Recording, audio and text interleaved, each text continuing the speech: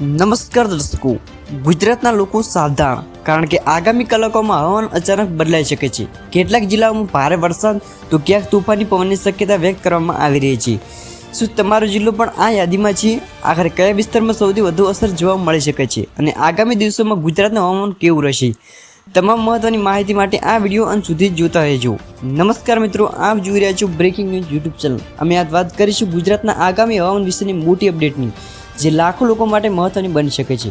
ગુજરાતમાં હવામાન કેમ બદલાઈ રહ્યું છે? મિત્રો, છેલ્લા કેટલાક દિવસોથી ગુજરાતના અનેક વિસ્તારોમાં વાદળછાયું વાતાવરણ જોવા મળી રહ્યું છે. ગરમી અને ભેજનું પ્રમાણ વધતા વાતાવરણમાં અસ્થિરતા સર્જાઈ રહી છે, જેના કારણે અનેક વિસ્તારોમાં વરસાદી માહોલ બનવાની શક્યતા છે. હવામાન નિષ્ણાતોનું માનવું છે કે અરબી સમુદ્ર તરફથી ભેજયુક્ત પવનો ગુજરાત તરફ આગળ વધી રહ્યા છે, જેના કારણે આગામી દિવસોમાં અનેક જિલ્લાઓમાં વરસાદની શક્યતા નકારી શકાય છે. આ જિલ્લાઓમાં વરસાદની શક્યતા હાલની સ્થિતિ પ્રમાણે દક્ષિણ ગુજરાતના વિસ્તારો જેમ કે સુરત, નવસારી, વલસાડ, ડાંગ અને તાપીમાં વરસાદી ઝાપટા પડી શકે છે. સૌરાષ્ટ્રના કેટલાક જિલ્લાઓ જેમ કે રાજકોટ, જામનગર, પોરબંદર, જૂનાગઢ, અમરેલી અને ભાવનગરમાં પણ વાદળછાયું વાતાવરણ અને વરસાદની સંભાવના વ્યક્ત કરવામાં આવી છે. ઉત્તર ગુજરાતમાં બનાસકાંઠા, પાટણ, મહેસાણા, સાબરકાંઠા અને અરવલ્લી જિલ્લામાં પણ હવામાનમાં ફેરફાર જોવા મળી શકે છે. મધ્ય ગુજરાતમાં અમદાવાદ, ગાંધીનગર, ખેડા, આણંદ અને વડોદરા આસપાસના વિસ્તારોમાં હળવેથી મધ્યમ વરસાદ પડી શકે છે. તોફાન પવનની ઝડપ. મિત્રો, માત્ર વરસાદ જ નહીં, પરંતુ કેટલાક વિસ્તારોમાં 30 થી 50 કિલોમીટર પ્રતિ કલાકની ઝડપે પવન પણ ફૂંકાઈ શકે છે, જેના કારણે ખેડૂતો, વેપારીઓ અને સામાન્ય નાગરિકોએ સાવચેત રાખવી જરૂરી બની જાય છે. જો તમે ખુલ્લા વિસ્તારોમાં રહો છો અથવા ખેતરકામ કરતા હોય તો હવામાનની અપડેટ પર સતત નજર રાખજો.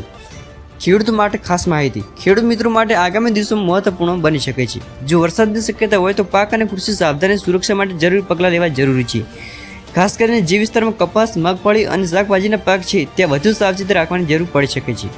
વીજળી પડવાની શક્યતા. કેટલાક વિસ્તારોમાં ગાજવીજ અને વરસાદ સાથે પણ વરસાદ નોંધાઈ શકે છે. આવા સમયે ખુલ્લા મેદાનમાં ઊભો રહેવું ટાળો, વૃક્ષ નીચે આશ્રય લેવાનું ટાળો અને શક્ય હોય ત્યાં સુધી સુરક્ષિત સ્થળે રહો. તમારા જિલ્લામાં હવામાન કેવું રહેશે?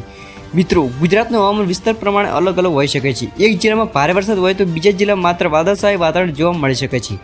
તેથી સ્થાનિક હવામાન વિભાગની સૂચનાઓ પર ધ્યાન આપવું ખૂબ જરૂરી છે. મહત્વની વાત, ઘણા લોકો સોશિયલ મીડિયામાં વાવાઝોડા અને ભારે વરસાદના દાવા કરી રહ્યા છે, પરંતુ કોઈપણ માહિતી પર વિશ્વાસ કરતા પહેલા સત્તાવાર હવામાન વિભાગની જાહેરાત જોવી જરૂરી છે. અફવાઓથી દૂર રહો અને સાચી માહિતી મેળવો. તો મિત્રો, આગામી દિવસોમાં ગુજરાતના અનેક જિલ્લાઓમાં વરસાદ, તોફાની પવનની શક્યતા વ્યક્ત કરવામાં આવી છે. તમારા જિલ્લામાં હાલ હવામાન કેવું છે? કોમેન્ટમાં તમારા જિલ્લાના નામ સાથે જરૂર જણાવો. વિડીયો ગમે તો વિડીયો લાઇક કરી ચેનલ સબસ્ક્રાઇબ કરવાનું ભૂલતા નહીં. જય હિન્દ, જય ગુજરાત.